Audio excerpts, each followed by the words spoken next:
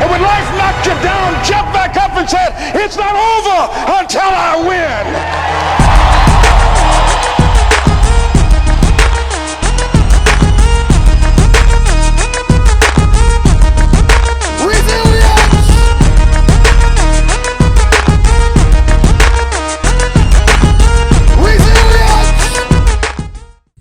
Hey, what's going on, y'all?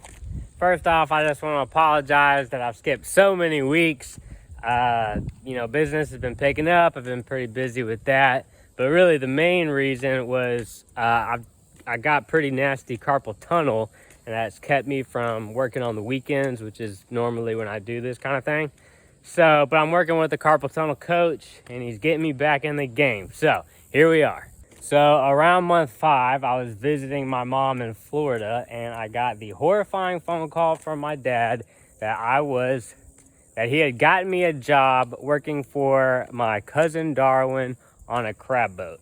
Now, keep in mind that at this time, I was still agoraphobic. I still couldn't leave my house without being in sheer terror. And when I was visiting with my mom, my mission was to skateboard the not even half a mile down the road to the skate park and try to get some skateboarding in.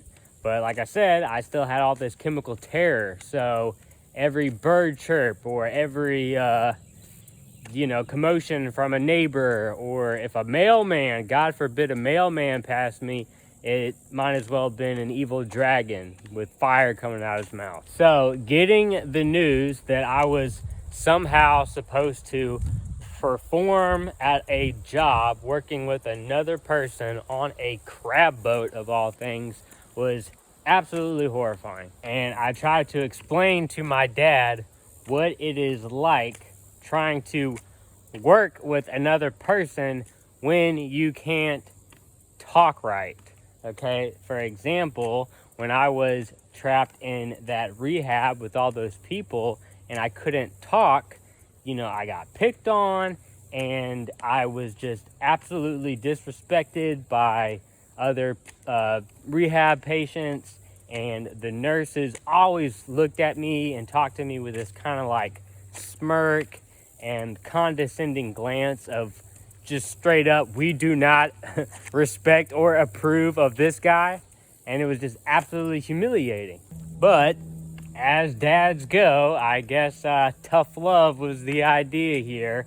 So I went back to Georgia where my dad lives, and he drove me to meet my cousin Darwin. And as I described in the book, going to make introductions with this guy was just as scary as if I was going to meet Freddy Krueger.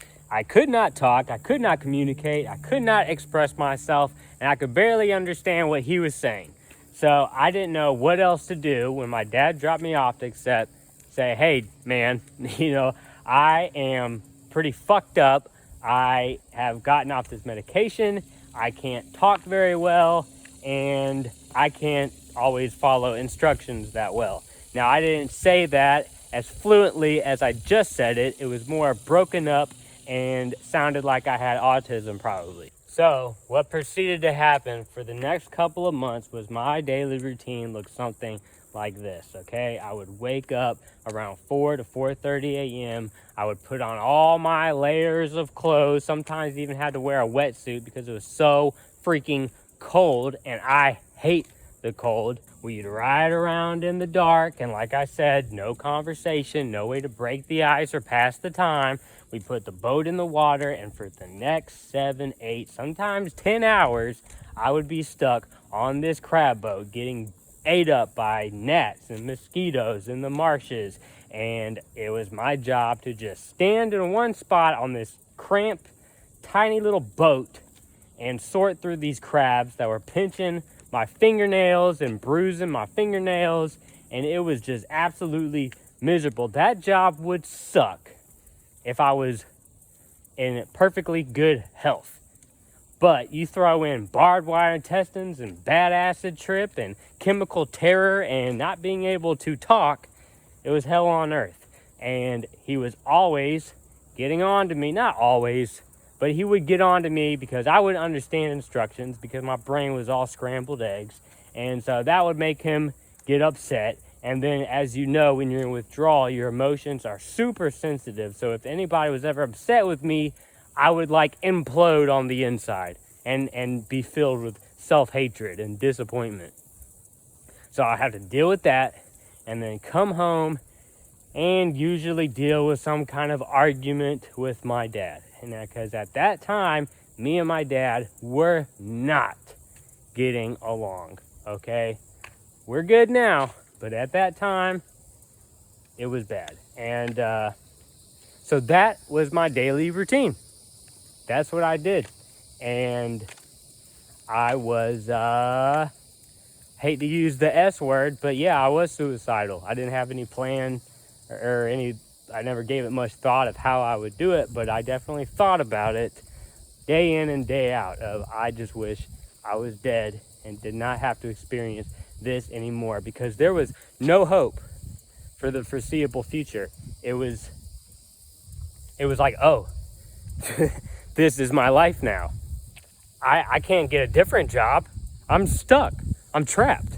Now, this was before I discovered the power of motivational videos that I'll get into the next episode. But I mean, I still had my mantras at this time, you know, like if I can get through this, then I can get through anything. The mantra that I developed in the fetal position days, which I now refer to as fetal position fortitude. And I just kept on telling myself, you know, one day will be better. One day will be better. And starting to get a little emotional. And my mom, I would remember a quote that my mom told me that, you know, it's not the pinnacles that we reach, but it's the depths that we overcome. That was another one that I would repeat to myself. And also the quote of, if you're going through hell, just keep going. So if you are watching this right now, and if you are going through hell, then just keep going, okay? I still have issues, yes, but my problems are not nearly as bad as that first year, okay? I mean, I've mentioned it before, but I'm living in a whole different stratosphere than that first year, okay? So just hold on to that little glimmer of hope if you can, and just press in and press forward and keep going. And hope that you don't suffer, but take the pain.